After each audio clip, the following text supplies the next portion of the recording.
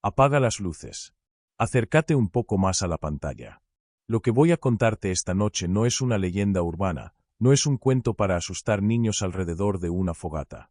Es algo mucho más perturbador, algo que desafía toda lógica y que ha mantenido en vela a investigadores forenses durante décadas. Me llaman el narrador de las sombras, y en mis años recorriendo archivos policiales olvidados y entrevistando a quienes prefieren olvidar, nunca encontré un caso tan escalofriante como este. Imagina por un momento que existe alguien, o algo, capaz de matar sin dejar rastro, sin ser visto, sin siquiera existir en ningún registro conocido. Un asesino que aparece de la nada, comete el crimen perfecto, y se desvanece como si jamás hubiera estado allí. Los detectives lo llamaron el asesino fantasma, y durante 15 años aterrorizó 3 estados sin que nadie pudiera siquiera describirlo. Algunos dicen que era un maestro del disfraz. Otros susurran que no era completamente humano. Pero lo más aterrador de todo es que nunca lo atraparon. Y hay quienes juran que todavía sigue ahí afuera. Acompáñame en esta oscura travesía hacia uno de los misterios criminales más inquietantes jamás documentados. El primer indicio. Todo comenzó una fría noche de noviembre de 1987 en un pequeño pueblo de Pensilvania llamado Millbrook. Era uno de esos lugares donde todos se conocen, donde las puertas raramente se cierran con llave y donde lo más emocionante del día es ver pasar el tren de las 5 de la tarde. Margaret Holloway, una maestra de escuela de 52 años, vivía sola en una casita blanca al final de Maple Street. Sus vecinos la describían como una mujer metódica, tranquila, alguien que seguía la misma rutina todos los días con precisión casi militar. El 14 de noviembre, Margaret no apareció en la escuela. Extraño, porque en 25 años de carrera nunca había faltado un solo día sin avisar.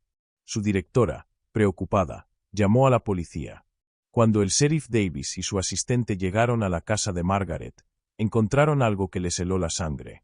La puerta principal estaba cerrada con llave desde adentro. Las ventanas, intactas. No había signos de forcejeo ni de entrada forzada. Pero Margaret Holloway yacía en su sala de estar, sin vida, con una expresión de terror absoluto congelada en su rostro. Lo que vino después dejó perplejos a los forenses. No había marcas en el cuerpo, ninguna herida visible, ningún signo de estrangulamiento o envenenamiento. La autopsia reveló que su corazón simplemente se había detenido por lo que parecía ser un shock extremo. Como si hubiera visto algo tan aterrador que su cuerpo no pudo soportarlo. Pero aquí viene lo verdaderamente inquietante. En la mesita junto a ella había una taza de té aún caliente. En su diario, abierto en la última página, Margaret había escrito apenas minutos antes de morir: hay alguien en la casa. Pero cuando volteo, no veo a nadie. Solo siento que me observan desde las sombras. Los espejos, algo está mal con los espejos.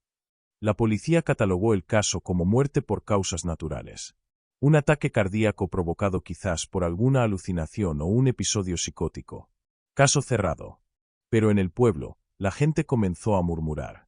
Porque Margaret no era la primera. 3 meses antes, un granjero llamado Thomas Kemp había muerto exactamente de la misma manera en su granero. Y 6 meses antes de eso, una joven estudiante llamada Sarah Chen fue encontrada muerta en su dormitorio universitario, con esa misma expresión de terror puro y sin una sola marca en el cuerpo.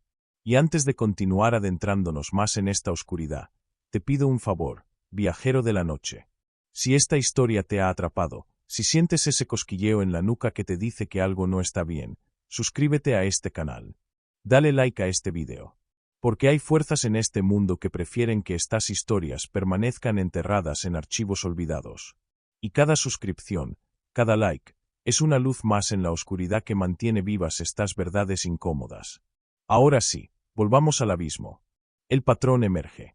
No fue hasta 1989 que alguien conectó los puntos. La detective Julia Reeves, recién transferida a la División de Homicidios del Estado, estaba revisando casos sin resolver cuando notó algo que todos los demás habían pasado por alto. En un radio de 200 kilómetros, durante los últimos 3 años, había 17 muertes inexplicables que compartían características perturbadoras, víctimas encontradas en lugares cerrados desde dentro, sin signos de lucha, muertas por paro cardíaco, y todas con esa expresión de terror absoluto. Pero había algo más. Algo que hacía que el vello de los brazos se erizara.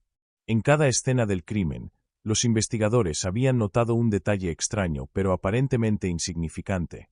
Todos los espejos de la casa estaban ligeramente torcidos, como si alguien los hubiera movido deliberadamente. Las fotografías enmarcadas estaban volteadas hacia la pared.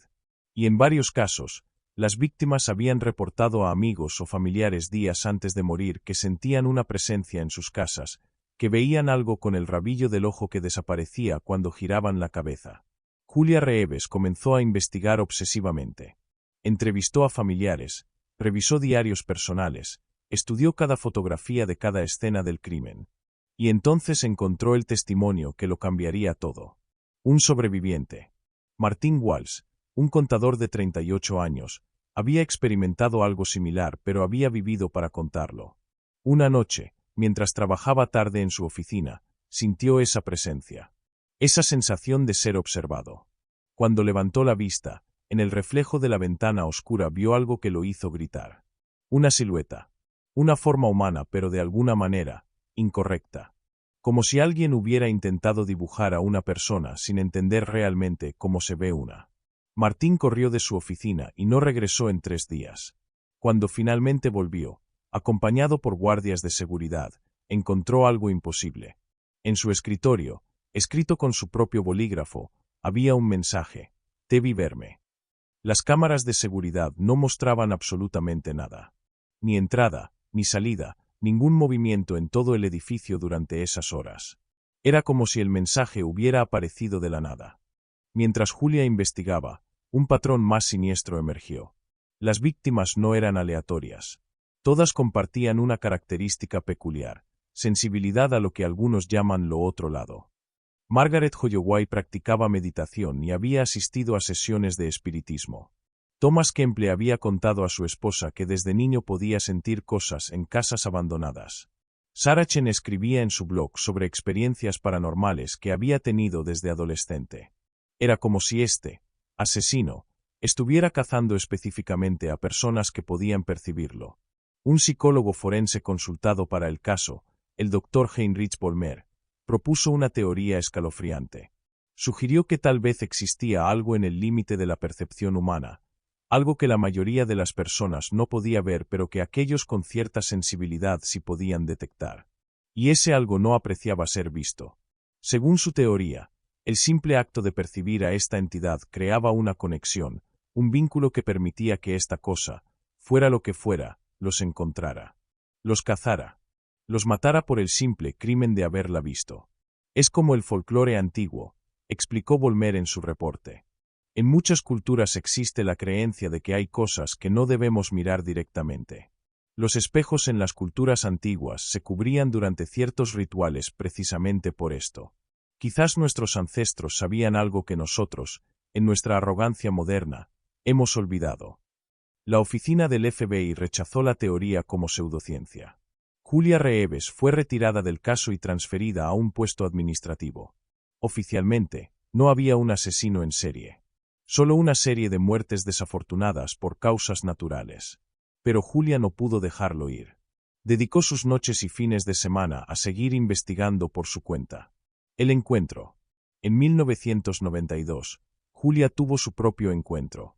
Estaba en su apartamento, revisando archivos como lo había hecho cientos de noches antes, cuando sintió ese cambio en el aire. Esa sensación que todos los testigos habían descrito. Como si la temperatura hubiera bajado 10 grados en un segundo. Como si el aire se hubiera vuelto más denso, más pesado. Levantó la vista lentamente hacia el espejo que tenía frente a su escritorio. Y lo vio. No puedo describir exactamente qué era porque Julia misma nunca pudo encontrar las palabras adecuadas. Dijo que era una forma humana, sí, pero distorsionada de maneras que no debían ser posibles.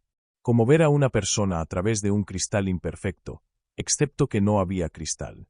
Los bordes de la figura parpadeaban, como una imagen mal sintonizada en un televisor viejo. Y lo peor, lo absolutamente peor, era que aunque no podía distinguir un rostro claramente, sabía con certeza absoluta que la cosa la estaba mirando directamente.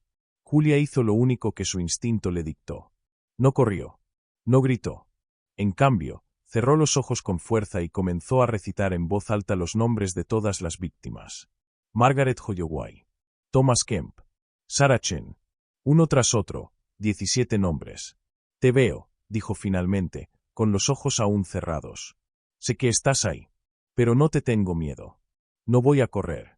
Y no voy a morir esta noche porque mi trabajo aquí no ha terminado. No sabe cuánto tiempo pasó así, sentada en su silla con los ojos cerrados, sintiendo esa presencia frente a ella. Minutos. Tal vez horas. Pero eventualmente, la temperatura volvió a la normalidad. El aire se alivió. Y cuando finalmente abrió los ojos, estaba sola. En el espejo, escrito con lo que parecía condensación, había un solo símbolo. Un círculo con una línea vertical atravesándolo. Julia lo fotografió antes de que desapareciera. Hasta el día de hoy, ningún experto en símbolos o lenguajes antiguos ha podido identificar qué significa. Después de esa noche, Julia cambió su enfoque. Si no podía atrapar a esta cosa, al menos podía advertir a otros. Comenzó a contactar a personas que mostraban los signos de ser el siguiente objetivo. Aquellos que reportaban sentir presencias, que tenían experiencias inexplicables, que de repente sentían que algo los observaba. Les enseñaba técnicas de protección. Algunas tomadas de tradiciones antiguas, otras desarrolladas por ella misma a través de prueba y error. Cubrir los espejos por las noches.